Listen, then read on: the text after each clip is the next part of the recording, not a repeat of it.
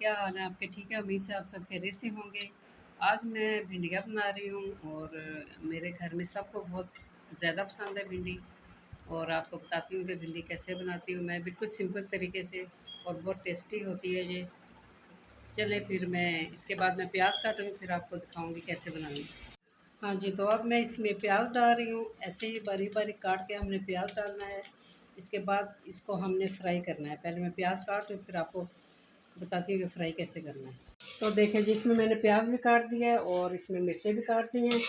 अब इसको मैं फ्राई करूँगी। जब फ्राई हो जाइए तो ये इसमें मैंने टमाटर काट दिए हैं, ये टमाटर भी मैंने डालने हैं। और सिर्फ नमक और मिर्चें और हल्दी डालनी है बस, इसके अलावा मैंने कुछ भी नहीं डालना इसमें। बिल्कुल सिंपल सी बनेगी और बहुत टेस्टी बनती है ये फ्राई होगी। अब इसमें मैंने डालना है नमक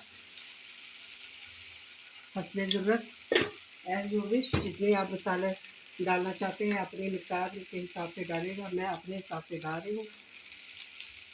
हल्दी और सूखी मिर्च, बस इसमें ये तीनों मसाले आएंगे बस, इसके अलावा और नहीं आएंगे। इसके बाद ये टमाटर भी साथ डाल रही हूँ। ये टमाटर साथ डाल के इसको अच्छी तरह मिक्स करना है मैंने।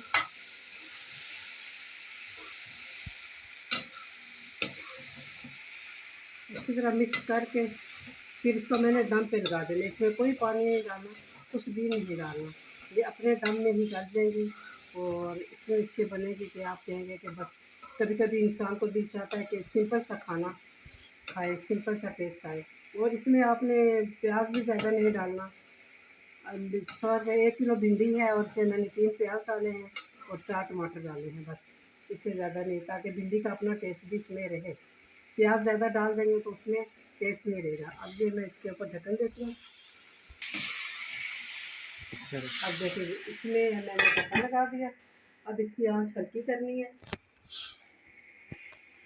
बिल्कुल। ये इतनी आंच हल्की करके इसको दम पे लगा देना है बस। अब 5-10 मिनट बाद आपने चेक करना है, इसको थोड़ा सा हिला देना है।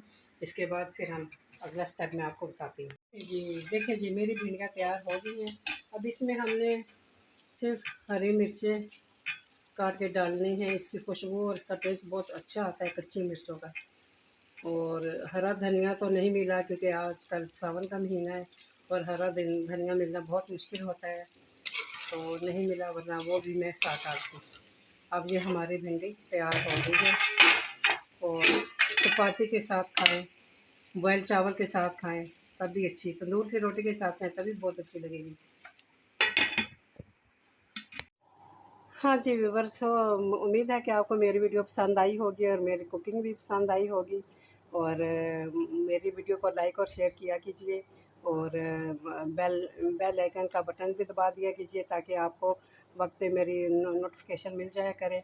और मेरी वीडियो को प्लीज़ प्लीज़ लाइक और शेयर किया कीजिए ताकि मैं भी इम्प्रूव कर सकूँ और आप लोगों की हेल्प होगी। आप लोग मेरा साथ देंगे तो तभी मैं ज़्यादा इम्प्रूव कर सकूँगी। तो okay, thank you very much.